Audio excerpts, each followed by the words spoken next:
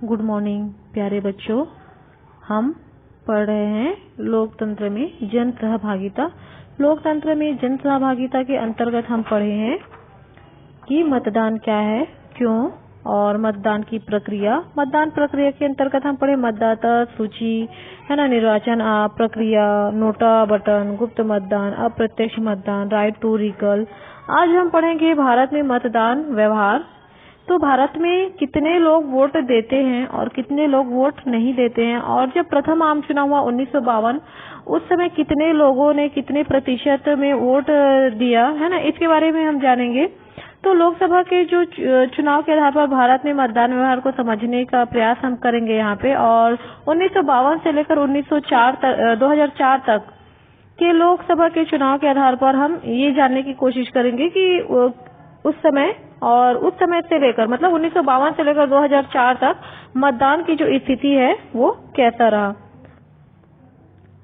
तो राजनीतिक दल किसी विचारधारा पर आधारित औपचारिक संगठन होता है। देश के लिए इनके निश्चित नीति और कार्यक्रम होते हैं। भारत में महत्वपूर्ण राजनीतिक दलों का पंजीकरण जो है वो कौन करता है? चुनाव आयोग करता है, ठीक है, जिसे निर्वाचन आयोग भी कहा जाता है।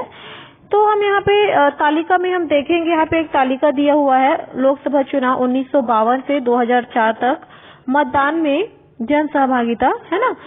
तो यहाँ पे हम देखेंगे कि 1952 में प्रथम आम चुनाव हुआ। 1952 में प्रथम आम चुनाव हुआ, उस समय महिला और पुरुष की जो जनसंख्या है ना, इसका आंकड़ा नहीं लगाया गया। सीधे तौर पर इसे क्या किया गया? प्रतिशत में निकाला गया कि कितने प्रतिशत में वोट डाला गया है जनता के द्वारा। तो यहाँ पे 1952 में 61.2% जनता जो है मतदान किए और मताधिकार का प्रयोग जो है 10.60 करोड़ जो है उसमें प्रयोग किया गया। और कुल पंजीकृत मतदाता है ना, पंजीकृत मतलब जिनका पंजीकृत होता है, मतलब जिनका परिचय पत्र जिसे कहते हैं, या फिर जिनका मतदाता सूची में नाम होता है ना, जो पंजीकृत होते हैं, इस ऐसे लोगों की संख्या थी 17.93 करोड़ थी। उसके बाद 1957 में जब दूसरा आम चुनाव हुआ, तो उस समय भी वहाँ पे महिला और पुरुष की जनसंख्या पर कोई आंकड़ा नहीं निकाला गया, सीधे तौर पर प्रतिशत में निकाला गया। तो इस समय 1957 के समय में बहुत ज्यादा परिवर्तन नहीं आया।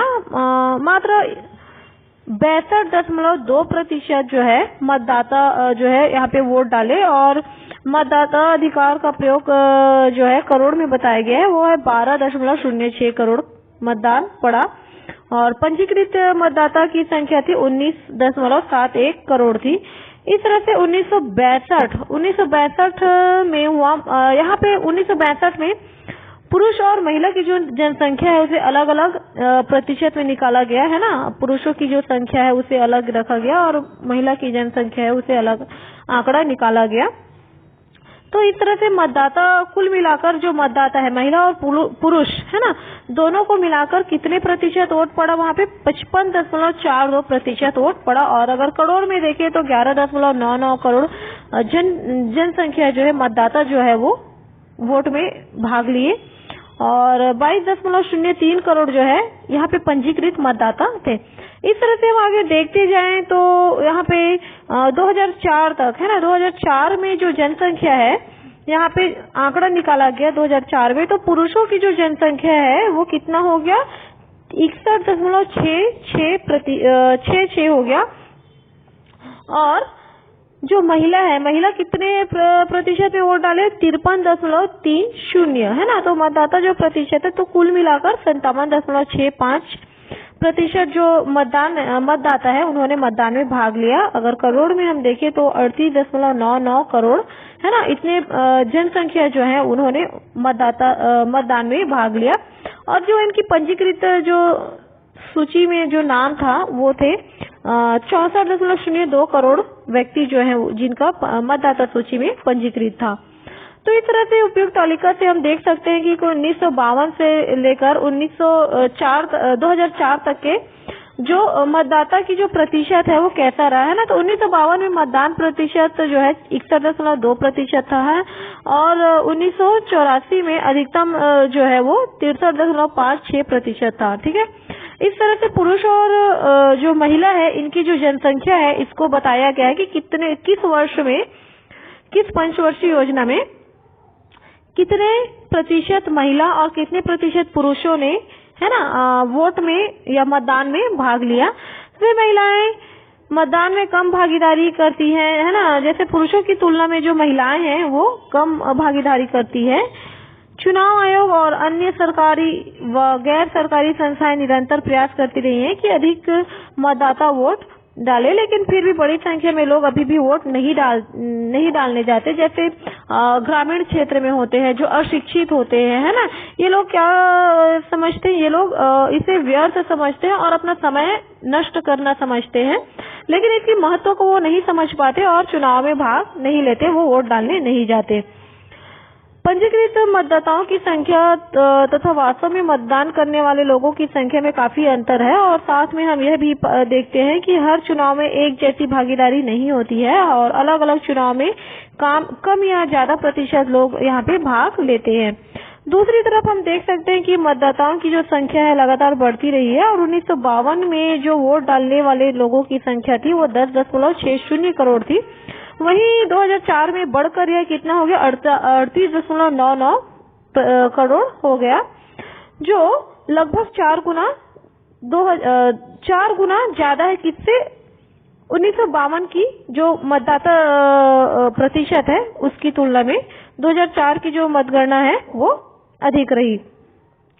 इससे स्पष्ट होता है कि वोट डालने वालों की संख्या जो है वो बढ़ी है। आगे हम देखेंगे कि कौन कौन सी ऐसी बातें हैं जो मतदाताओं को प्रभाव डालती है, उन पर प्रभाव डालती कि किस वजह से वो वोट करे और जनता उसमें भाग ले, है ना। तो मतदाता जो है मताधिकार का प्रयोग करते समय अनेक कारणों से प्रभावित होते हैं, जैसे कि मतदाताओं के सामने एक और देश के जो व्यापक हित है ना, देश की भलाई के लिए और नीतिगत बातों पर राय है, तो वहीं दूसरी ओर देखें कि जो संकुचित है ना, कई जो है वो क्या है, संकुचित है, जैसे जाति, धर्म, क्षेत्रीयता, भाषावाद और स्थानीय ताकतवर लोगों का प्रभाव भी मतदाताओं के ऊपर देखा गया है। ठीक है,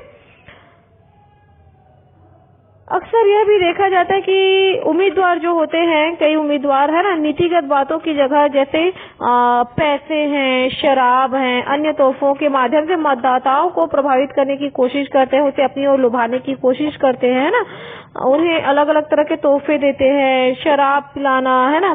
तो वो नीतिगत मतलब अच्छी बातों को और जो नियम के अनुसार ना चल के वो क्या करते हैं, लोगों को भ्रमित करने की कोशिश करते हैं, उन्हें बहकाने की कोशिश करते हैं और जनता जो होती है वो भी क्या करती है, उनके बातों में आ जाती है। और कई लोग जो होते हैं वो क्या करते हैं, शराब के लालच में, है ना, और तोहफे के लालच में वो अपनी वोट को गलत व्यक्ति के या गलत प्रतिनिधि को दे देते हैं, जिससे उन्हें पूरे 5 वर्षों तक इसका भुगतान जो है वो करना पड़ता है। अक्सर ये भी देखा जाता है कि कई उम्मीदवार जो है ना, कि वो नीतिगत बातों पर ध्यान नहीं देते हैं, जबकि सबसे उचित जो है वो क्या है, नीतिगत बातों पर ध्यान देना है। राजनीतिक विश्लेषण करने वाले यह भी बताते हैं कि जहां मतदाताओं को लगे कि देश की कुछ व्यापक हित खतरे में है ना, अगर मतदाता को लगता है कि हमारा देश खतरे में है ना, हमारे देश का हित नहीं हो पा रहा है, तो ऐसी स्थिति में फिर कुल मूलभूत परिवर्तन की आवश्यकता होती है और तब इन संकुचित हितों को भुलाकर लोग क्या करते हैं, बढ़ चढ़कर मतदान में भाग लेते हैं। जैसे उदाहरण के लिए अगर हम देखें तो 1970 के चुनाव में जब लोकतंत्र के समक्ष आपातकाल का खतरा आया, है ना, तब उस समय भारी मतदान करते हुए मतदाताओं ने आपातकाल का विरोध किया।